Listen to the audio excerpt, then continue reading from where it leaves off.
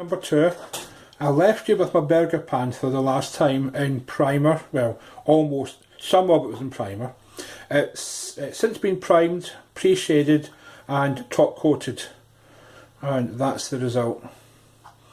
Still to do the bottom and the engine plate, but apart from that, that's pretty much done. The pre-shading is quite subtle. I've watched very recently most of Dave Brown's videos. Dave Brown from Hornet Hobbies in Canada. I've been super influenced by him. He does a lot of pre-shading, and then he puts on lots and lots and lots of top coats, which are diluted to about 90% thinner, he reckons. I don't have the patience for that, so I've put in maybe 60-70% thinners, so it's slightly thicker, but as I say, I don't really have the patience. So you can still see the pre-shading through it. It's quite subtle, and once it's weathered it'll look nicer. So that's that. That looked something like, this is my other Panther, which I pre-shaded at the same time. So it looks something like that. A bit rough, some of these lines are. It's only the second model after the Berger Panther that I've pre-shaded, so it's just experience again.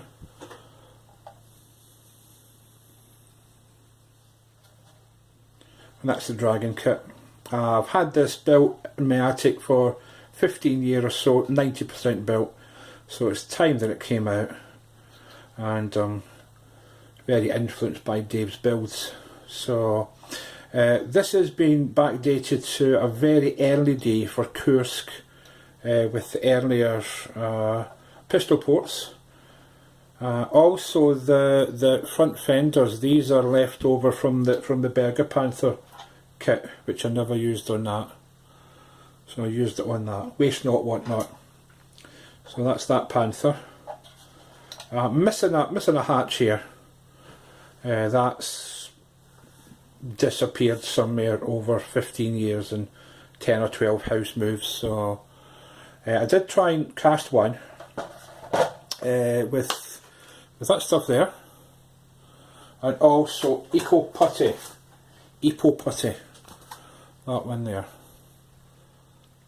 and it turned out to be like that. Not bad, but it's quite soft. It feels almost like a toffee or a sweetie. So I'll redo another one, and this time put a little bit more hardener in it, and it should turn out better. But not bad for a first attempt, but not really good enough, I feel. So I'll try it again. Well, that's that Panther. Building another Panther at the same time from the attic. Again, that's been lying for about 15 years or so, 90% built. So just the final finishing touches to that. Just a few bits and bobs to do, and then that's finished as well. Kind of obsessed with Panthers at the moment, rather than Stugs, normally Stugs. The other thing that is near finishing, well, this has been almost finished, 99% finished this time, for the past 2 or 3 months, is my other King Tiger, my Academy King Tiger, which is very different from my other King Tiger that I built at the Dragon one, which I've shown before.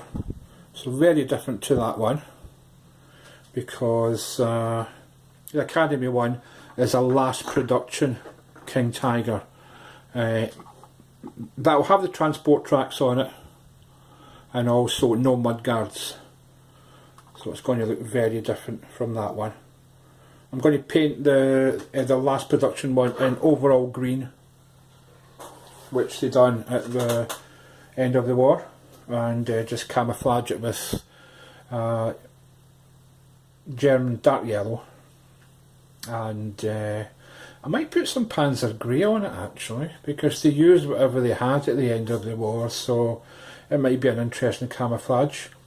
The other thing that I've finished is, again it's been finished for a couple of weeks or a month, is my Panzer 35T Rebel. Not a bad little kit. The tracks were a pain in the neck with the suspension. Not bad. A cheap kit, so not bad for the money. I painted this in German grey and also brown, which is early war colour. The brown I used is a bit too ready, I fear, but well, you live and learn. But it's a bit different. That's done in Polish markings of the 2nd Panzer Division. So still to do the tracks, still to paint the tracks, the tools, and weather it. But it has been washed. The panel lines are not great in it. They're not very deep, so it doesn't really take a wash that well. But not a bad kit, and it's something else to put on my shelf. The other thing is my magic pen again. The other thing that's good for is for doing sprocket teeth. So that's the sprocket teeth. Turns out really nice and shiny, and don't forget to do the inside ones as well. So that's my magic pen. And the only other thing I've bought recently, after getting to grips with the Pledge or Future, after a few false starts, I've sussed out how to use it properly. If you put on several misty coats at a low pressure, it looks really nice actually. I was doing it at high pressure and it got a bit sort of sandy, for want of a better word, a bit pitted. So I've cracked that now, but it's been brought to my attention that that's the go-to stuff.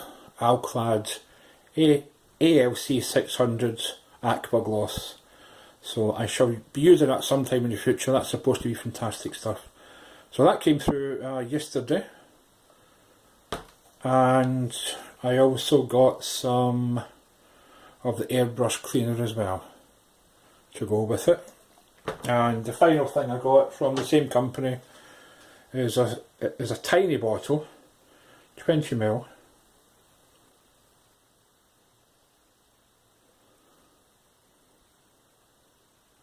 And that is a pigment fixer. So I thought, in for a penny, in for a pound. And that's about all I've got to say, guys. Thanks for watching. Cheers now.